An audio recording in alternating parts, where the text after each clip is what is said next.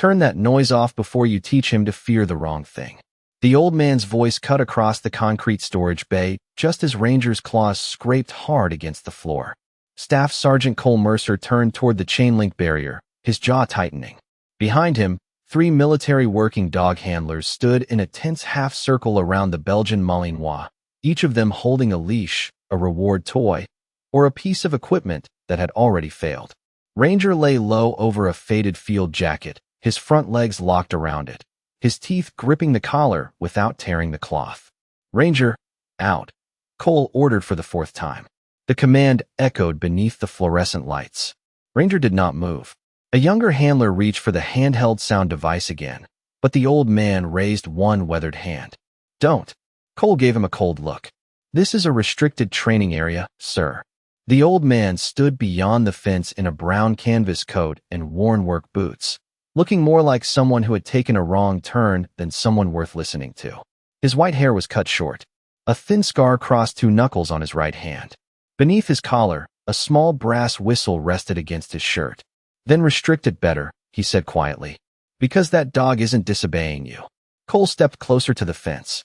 "I've handled Ranger for 3 years. Then you should know the difference between defiance and duty." The words landed harder than Cole expected. Around them, the storage bay smelled of dust, old canvas, and machine oil.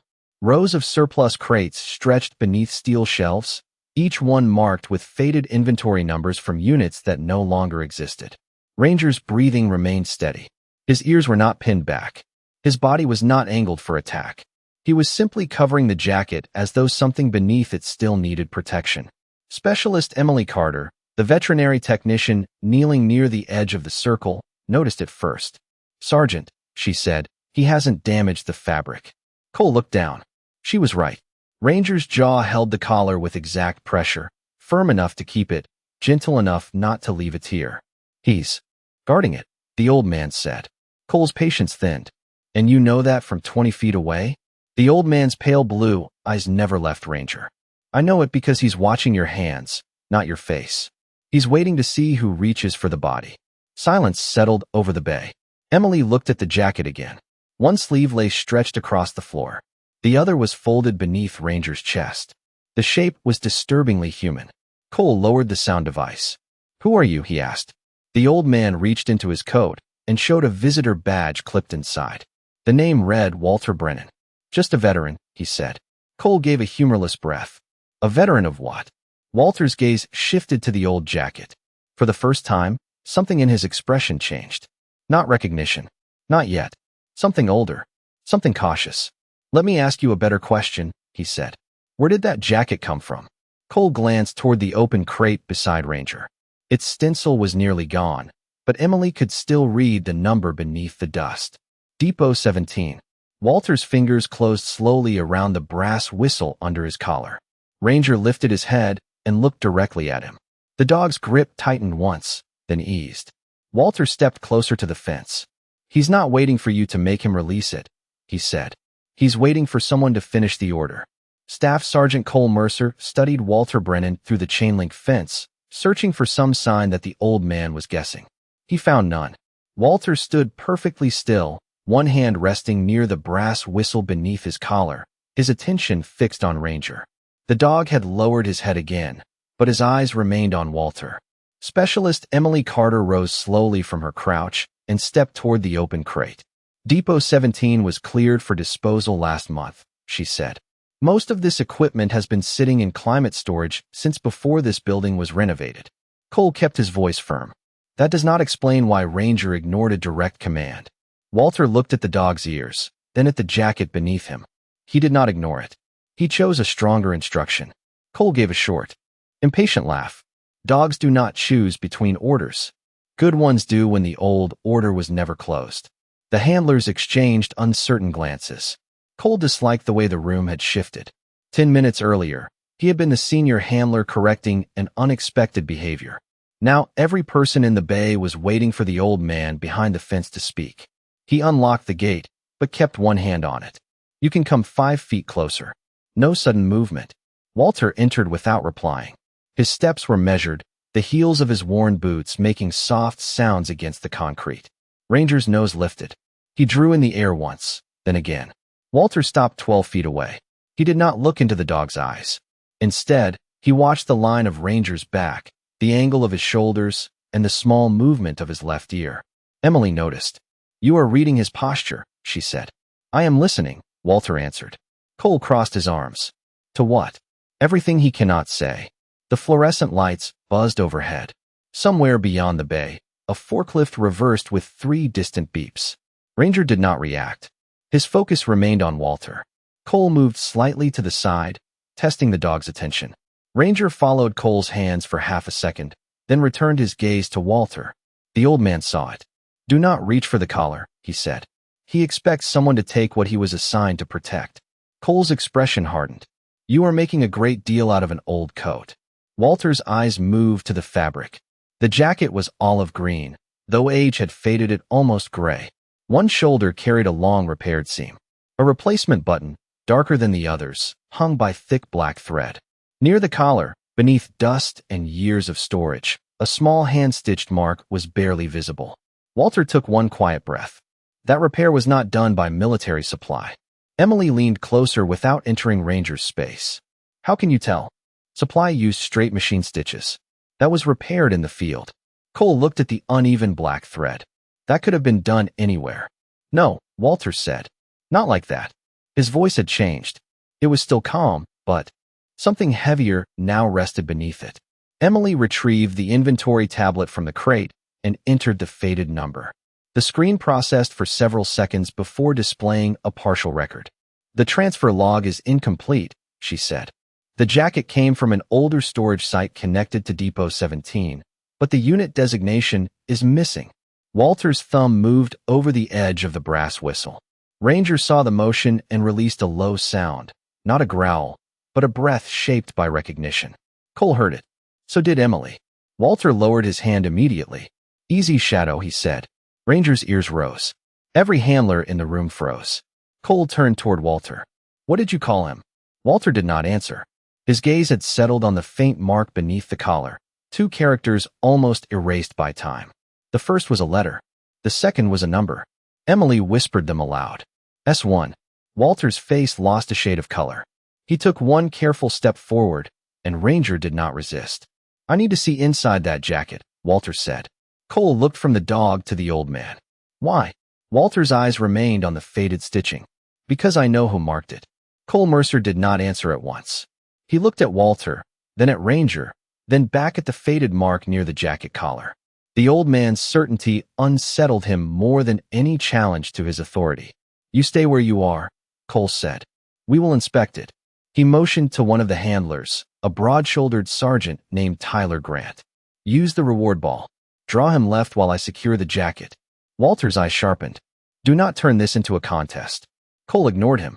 Grant crouched 8 feet from Ranger and rolled the bright red ball across the concrete. Ranger's eyes followed it for less than a second. Then he lowered his chest over the jacket and tightened his grip. Cole stepped in from the opposite side, one gloved hand extended toward the loose sleeve. Ranger shifted instantly. He did not snap or lunge. He simply moved his body between Cole and the fabric, blocking the approach with calm precision. "Back away," Walter said. Cole remained still. "I have control." "No, you have proximity." Emily Carter saw Ranger's breathing change. It was not faster. It was deeper, measured, almost deliberate. "Sergeant, he is not escalating," she said. "He is repositioning."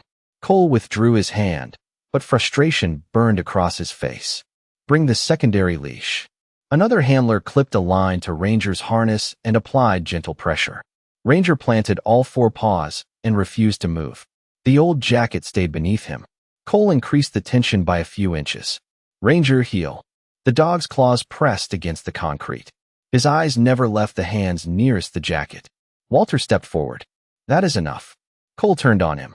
"You are a visitor in my facility. You do not give commands here." Walter stopped 6 feet away. His posture remained relaxed, but the stillness around him seemed to gather weight. "Then listen to your own dog." Cole's voice dropped. "This dog has passed every certification placed in front of him. He has completed airport sweeps, public demonstrations, and search exercises without a single failure. Then why are you treating his first unexplained decision like a defect?" The questions settled over the bay. Grant loosened the secondary leash. Ranger remained exactly where he was. Emily studied the jacket again. The dog had arranged himself over it with strange care.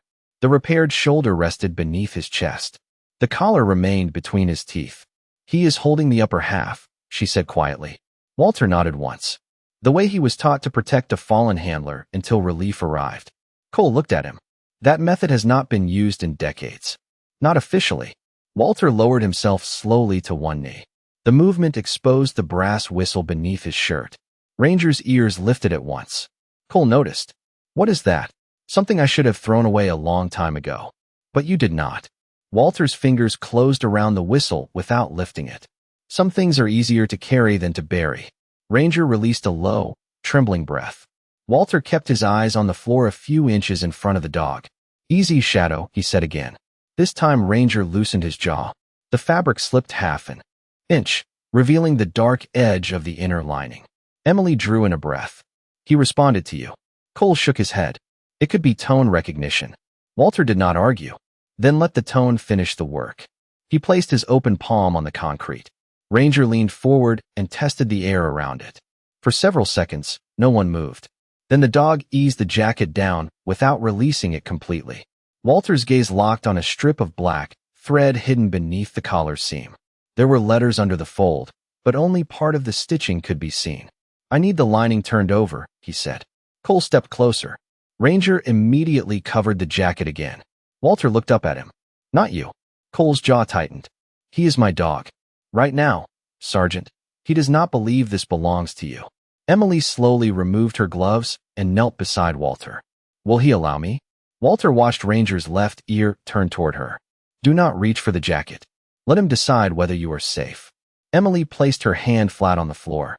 Ranger sniffed once, then shifted just enough to expose the collar. The black stitching became clearer. Walter saw the first name begin to emerge beneath the worn fabric, and the color drained from his face. "Thomas," he whispered. The name hung in the air with the weight of something that had crossed a great distance to be heard. Walter Brennan did not move. His open hand remained flat against the concrete, but the fingers had gone still. Specialist Emily Carter glanced from the black stitching to his face. "Thomas who?" she asked softly. Walter's eyes stayed on the exposed lining. Ranger watched him with the fixed attention of a dog waiting for a familiar sound. Staff Sergeant Cole Mercer stepped closer. "Careful now. You know that name." Walter took a slow breath. "Turn the collar another inch." Emily looked at Ranger before moving. The dog did not tighten his grip. She placed 2 fingers beneath the worn edge and lifted it gently. More letters appeared, each one sewn by hand in thick black thread. "Thomas Brennan." Beneath the name was the faded designation S1. The fluorescent hum seemed to disappear. Walter no longer smelled dust and machine oil.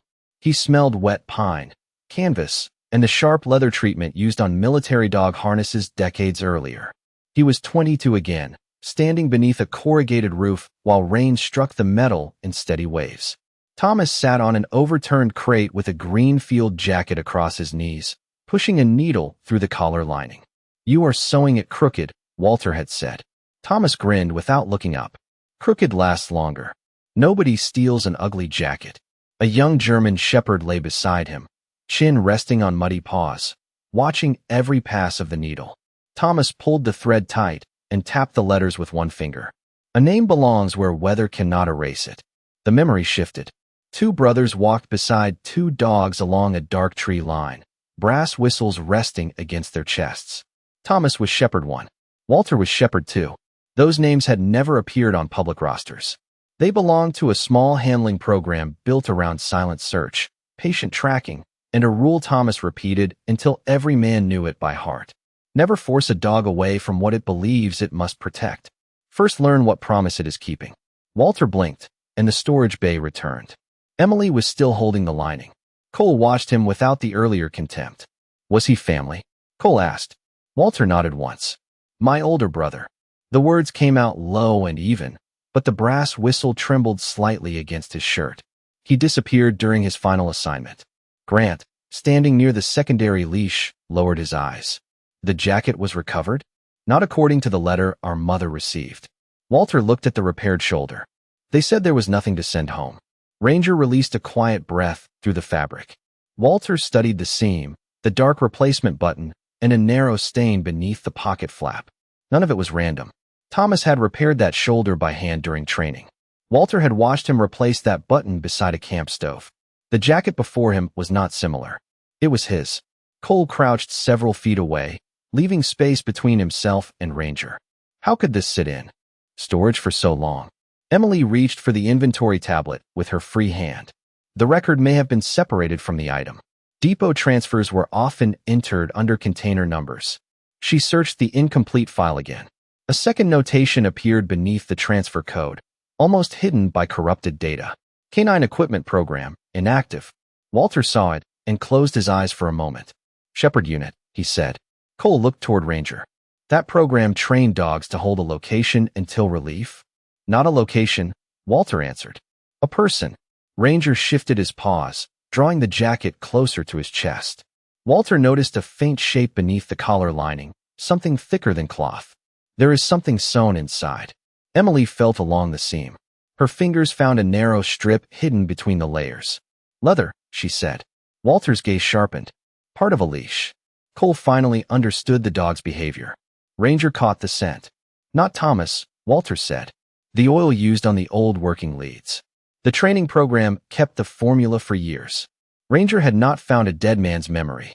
He had found the scent of an unfinished duty. Walter looked at the dog, and the grief in his face settled into recognition. You did not steal the jacket, he whispered. You reported for watch. Ranger's ears rose.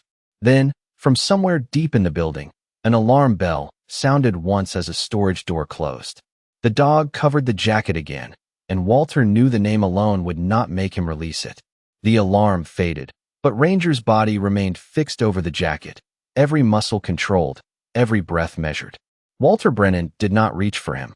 He stayed on one knee and watched the dog settle back into the position he had chosen, chest over the repaired shoulder, jaw near the collar, eyes tracking every hand in the room. The sound reset him, Specialist Emily Carter said. Walter shook his head. No. It reminded him that the watch is not finished.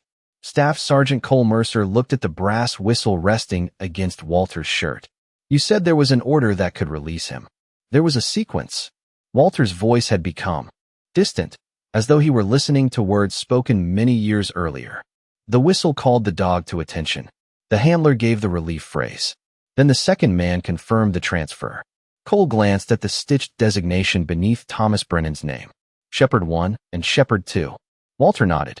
Emily searched the damaged inventory record again. There is another entry connected to the jacket. It was transferred from an evidence-holding site in 1991, then reassigned during a warehouse closure. After that, the trail disappears. Walter looked at the jacket's hidden strip of leather. That would explain why the scent survived. Those leads were treated with wax, pine oil, and a compound made for wet climates. It stayed in the grain for decades. Cole frowned. Ranger was born 6 years ago. He could not recognize a scent from your brother's unit. Not from my brother, Walter said. From the method. He pointed toward Ranger's harness without moving closer. Look at the inside strap. Cole crouched beside the equipment bag and examined a replacement lead used during Ranger's training. The leather carried a faint, sharp smell beneath the newer conditioner. Emily brought it closer to her nose. Pine oil. The formula changed, Walter said, but not enough. Cole stared at the old jacket. The explanation was ordinary in one sense, yet it made the moment feel larger. A training habit had survived through instructors, equipment, and dogs who had never known the men who created it. Ranger had followed a thread no database had preserved. Emily entered the words Shepherd Unit into the military archive. The tablet paused, then displayed a red restriction notice. Authorization required. She tried Thomas Brennan. A second warning appeared, followed by a file number and one line of visible text.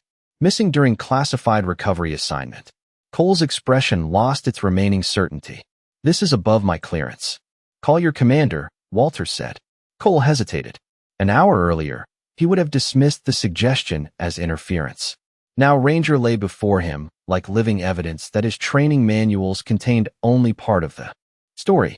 He stepped away and contacted Colonel Daniel Reeves. Emily remained near Walter, keeping her hand flat on the floor. Ranger allowed the collar to rest loosely between his teeth, but he did not surrender it. "What happened on Thomas's last assignment?" she asked. Walter looked toward the steel shelves, though he no longer saw them. His team was sent to recover 2 missing pilots after a storm forced them down in mountain country. Radios failed. Roads washed out. Thomas and his dog found the men and guided the rescue team in. "Did Thomas come back?" Walter's silence answered before his words did. The others did. The bay grew still again. Cole returned, holding his phone against his chest.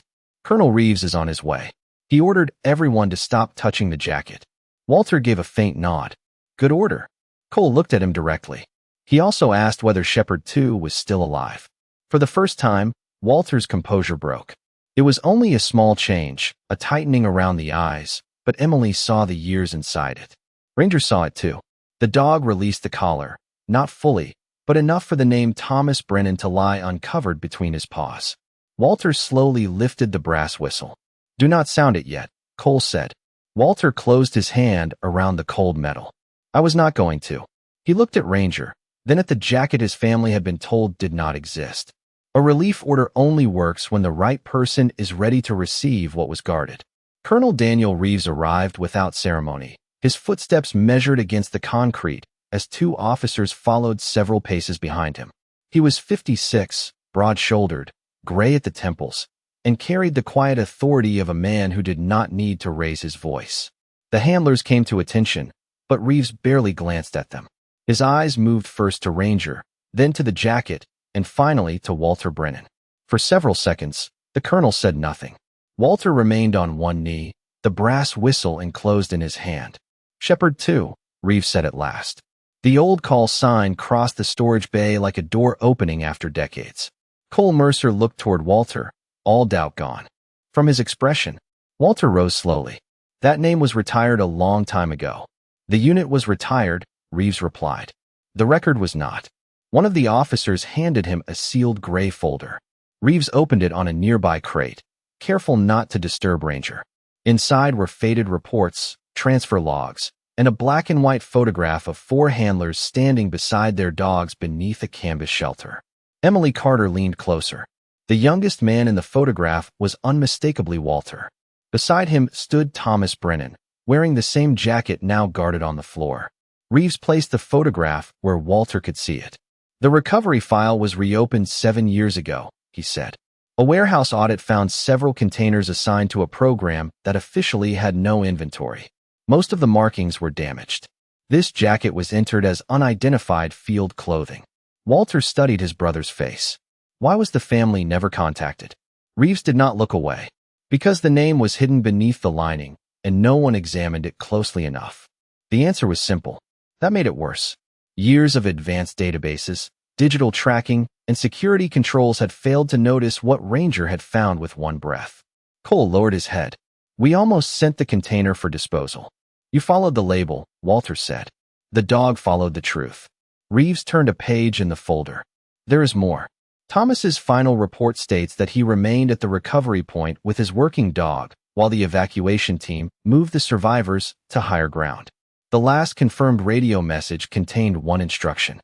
He read the faded line. "Hold until relieved." Ranger's ears rose at the words. His jaws closed gently around the collar again. The room became still. Reeves looked down at him. That order was never formally closed. Walter touched the whistle through his fingers. Memory returned not as a picture, but as sound. Rain striking canvas. Thomas laughing beside a camp stove. 2 short notes, and 1 long note floating through the trees during training. Walter remembered their final conversation at a wooden table before Thomas left. "You are second, man," Thomas had told him. "If anything happens, the dog listens to you." Walter had dismissed it with a smile. Brothers in their 20s believed there would always be another conversation. Another cup of coffee. Another chance to finish what had been said. Emily studied the modern lead attached to Ranger's harness. A stamped code was visible near the clasp. She entered it into her tablet and found the equipment history. Sergeant Mercer, Ranger's first instructor, trained under Master Sergeant Paul Dugan. Cole nodded. Dugan developed the protective hold program. Reeves looked through the folder. Dugan was a junior handler assigned to Shepard unit. The chain was complete. Thomas had taught Dugan. Dugan had preserved the sequence. Years later, pieces of it had reached Ranger through scent, posture, and repetition. The dog did not know Thomas Brennan, but he knew the duty Thomas had helped create. Cole looked at Walter with something close to shame. I thought Ranger was challenging me. Walter watched the dog. He was asking whether you understood the assignment. Reeves closed the folder. The jacket belongs to the Brennan family, but Ranger will not release it to paperwork. Walter nodded. No, he needs a transfer of responsibility. He looked around the bay, then at Cole. Remove the secondary leash. Ask everyone to step back 10 feet. Cole obeyed without hesitation. When the space was clear, Walter moved toward Ranger and lowered himself once more. He opened his hand. The brass whistle lay across his palm, tarnished but intact. Ranger stared at it, breathing slowly through the worn collar. Walter lifted the whistle toward his lips, then paused. His voice, when it came, was quiet. Thomas made me promise that no dog under our care would ever be left waiting. Walter raised the brass whistle, but before it reached his lips, Ranger shifted his weight and fixed his eyes on Staff Sergeant Cole Mercer. The movement was small, yet everyone in the storage bay saw it. The dog was no longer watching only the jacket. He was watching the man who had led him for 3 years. Walter lowered the whistle. He is waiting for both sides of the transfer, he said. Cole stood 10 feet away with the secondary leash hanging loose in his hand. Tell me what to do. There was no pride left in his voice now, only attention. Walter pointed to the floor opposite him. Kneel where he can see you. Keep your hands open. Do not call him by name yet. Cole followed each instruction. The concrete pressed against his knee as he settled across from Walter, with Ranger and the old jacket between them. Colonel Daniel Reeves remained beside the sealed folder. Emily Carter stood near the crate, holding the inventory tablet against her chest. The other handlers had moved back, leaving a wide circle of silence beneath the fluorescent lights. The first man ends the old watch, Walter said. The second accepts responsibility for what remains. Cole looked at the faded name stitched inside the collar. Thomas Brennan. Walter's expression tightened, but he nodded. My brother believed every duty had to end clearly. A dog should never be left wondering whether the person behind him is safe. Ranger breathed slowly through the fabric. Walter brought the whistle to his lips and sounded 2 short notes followed by 1 long note. The tones were thin with age, yet they carried cleanly through the bay. Ranger's ears rose. His body straightened, but he did not release the jacket. Walter placed the whistle against his palm and spoke in a low, steady voice. Shepherd 1, report your watch. Ranger looked toward him. For an instant, the years between the old unit and the modern storage bay seemed to disappear. Walter saw Thomas beneath the canvas shelter again, smiling as he tightened a leather lead and repeated the sequence. A watch was never ended by command alone. It ended when someone worthy stepped forward to carry what had been protected. Walter turned to Cole. Now tell him what you understand. Cole stared at Ranger, then at the jacket he had called an old coat less than an hour earlier.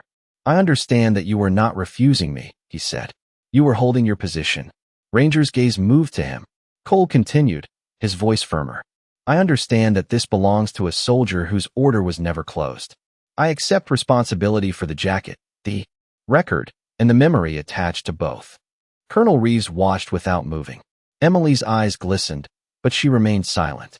Walter studied Cole for several seconds. Do not promise the dog what the army cannot keep. Cole nodded. Then I promise what I can keep. His name will not return to a box. Ranger loosened his jaw. The collar slid lower between his teeth, but he still held it. Walter knew one phrase remained. It was the phrase he had avoided for more than 50 years because saying it would make Thomas's absence final. He reached toward the jacket, stopping before his fingers touched the cloth. Shepherd 1, he said, and his voice nearly failed. He gathered it again. Your team is accounted for. Your duty is recognized. Ranger's breathing changed. The dog looked from Walter to Cole and back again. Walter placed his open hand beside the stitched name. Thomas, the second man is here. Ranger slowly lowered the jacket to the concrete. His teeth opened, but one paw remained across the repaired shoulder. Cole did not move. Walter gave him a small nod. Cole raised his open hand and spoke the final response Walter had taught him. Watch received. Ranger lifted his paw. Then he stepped away from the jacket for the first time since the crate had been opened. He crossed the narrow space and sat between Walter and Cole, facing the old field coat as though awaiting inspection. No one celebrated. No one spoke. In that silence, Staff Sergeant Cole Mercer finally understood that obedience had brought Ranger to the jacket, but loyalty had kept him there. For several seconds, Ranger remained seated between Walter Brennan and Staff Sergeant Cole Mercer, his gaze fixed on the jacket as if expecting it to move. The storage bay had changed without anything physical changing at all. The same fluorescent lights buzzed overhead. The same rows of forgotten crates stood beneath steel shelving. Yet the old field coat no longer looked like surplus cloth. It rested on the concrete like a man finally accounted for. Colonel Daniel Reeves stepped forward and removed his service cap. The two officers behind him did the same. One by one, the handlers followed. Cole kept his eyes on the stitched name inside the collar. Thomas Brennan, he said quietly, testing the weight of it without mockery or doubt. Walter reached toward the jacket, but his hand stopped above the repaired shoulder. Ranger watched him. "May I?" Walter asked. The question was meant for the dog as much as anyone else. Ranger lowered his head once, then shifted closer to Cole. Walter placed his fingers on the faded fabric. It was colder than he expected. The black thread beneath the collar had outlasted transfer orders, warehouse closures, and men who believed every unidentified item could be reduced to a number. His thumb traced the crooked letters his brother had sewn by hand. For more than 50 years, Walter had imagined Thomas as a voice disappearing beneath rain and distance. Now part of him was here, returned not by a search team or a classified archive, but by a dog that refused to abandon its post. Reeves opened the gray folder again. "The official record will be corrected today," he said. "The jacket will be released to the Brennan family with full documentation. Thomas Brennan's final assignment will no longer end with the word missing." Walter looked up. "What will it say?" Reeves met his eyes. "It will say he completed the recovery, remained at his position, and preserved the lives entrusted to him until relief became impossible." Walter's jaw tightened. "Do not make him larger than he was." Reeves waited. Walter looked back at the photograph. He was stubborn. He drank terrible coffee. He sang off-key when he cleaned equipment. "Remember the man, not just the report." The colonel nodded. "Then both will be recorded." Cole rose and crossed to a clean work table. Without being told, he removed the tools and training equipment from its surface. Emily Carter brought a folded American flag from the memorial storage cabinet and spread it carefully across the table. Together, Cole and Walter lifted the jacket. Cole supported the damaged shoulder. Walter held the collar where Thomas's name remained visible. They placed it on the flag without ceremony, because no ceremony could have carried more meaning than the care in their hands. Ranger approached and sniffed. The sleeve once. He did not cover it again. Instead, he sat beside Walter's left leg, his posture relaxed for the first time that morning. Cole looked at the dog, then at the old veteran. "I owe you an apology." Walter kept his attention on the jacket. "You owe him better listening." Cole accepted the correction. "Then, that is what I will give him." He turned toward the other handlers. "From today forward, unexplained behavior is not failure until we understand what the dog is protecting." Reeves closed the folder and placed it beside the jacket. "There will be a formal review of the training program." Walter shook his head gently. "Do not build a monument out of this. Build a habit." Emily asked, "What kind?" Walter rested one hand on Ranger's head. The dog leaned into the touch. "Before you correct loyalty, make sure you understand where it is pointing." The memorial took place 3 days later in a small courtyard behind the Working Dog Center, where an American flag moved gently above a row of empty chairs. There was no band, no press, and no polished stage. Walter Brennan had asked for none of those things. He stood beside a simple table covered in dark blue cloth, Thomas's field jacket resting at its center with the repaired shoulder facing upward and the stitched name visible beneath the collar. Colonel Daniel Reeves stood on the opposite side with Staff Sergeant Cole Mercer, Specialist Emily Carter, and the handlers who had watched Ranger refuse every command in the storage bay. Ranger sat at Walter's left, calm and alert, wearing no ceremonial decoration beyond his working collar. The morning air carried the smell of cut grass and warm pavement. Somewhere beyond the courtyard wall, a training whistle sounded, followed by the distant bark of another dog. Walter looked toward the sound, and for a moment his expression softened. Reeves opened the corrected record but did not read from it immediately. Thomas Brennan served in a program that remained classified long after the men inside it were gone, he said. His final duty was recorded incompletely, his property was misplaced, and his family was denied the truth for more than half a century. Today that record changes. He read Thomas's full name, service number, unit designation, and the final line added to the file. Duty completed. Team recovered. Watch formally relieved. No one applauded. The words did not ask for applause. Walter placed one hand on the table and looked down at the jacket. He had imagined this moment in 100 different ways since he was a young man. In none of them had his brother returned as faded cloth, crooked stitches, and the faint scent of leather oil. Yet there was comfort in the ordinary details. Thomas had been real enough to sew his own name badly, real enough to replace a button with the wrong color, real enough to leave something behind that still carried the shape of his habits. Cole stepped forward when Reeves closed the folder. His uniform was immaculate, but his voice held none of the hard certainty Walter had heard in the storage bay. Mr. Brennan, I judged Ranger before I understood him, and I dismissed you before I knew who was standing in front of me. I was wrong. Walter studied him. You were certain. Cole nodded. Yes, sir. Certainty is useful when the facts are complete. Walter glanced at Ranger. They rarely are. Cole accepted the lesson without lowering his eyes. The revised training policy has been approved. Handlers will document protective behavior before treating it as disobedience. Thomas Brennan and Shepherd Unit will be included in the historical instruction. Walter looked toward Reeves. You kept the man in the lesson? The bad coffee, the crooked singing, and the ugly stitching, Reeves said. A quiet smile crossed Walter's face. Then you kept the right parts. Emily brought forward a cedar case lined with dark fabric. Walter lifted the jacket from the table, and Ranger rose with him. The dog sniffed the sleeve once, then stepped back. There was no tension in his body now. No unfinished command. Walter placed the jacket inside the case and folded the lining so Thomas's name remained visible. When he closed the lid, Ranger did not object. Cole raised his hand in salute. Reeves followed. Then Emily and every handler in the courtyard did the same. Walter did not salute the officers. He faced Ranger instead and sounded 2 short notes and 1 long note on the old brass whistle. Ranger came to attention. Walter rested his hand between the dog's ears. Good watch, he said. The flag shifted in the morning wind as the cedar case was carried toward Walter's car. For 50 years, Thomas Brennan had been listed as a man who never came home. Now his name traveled through the gate beside his brother, while Ranger walked quietly at their side. Some names are not forgotten. They are guarded.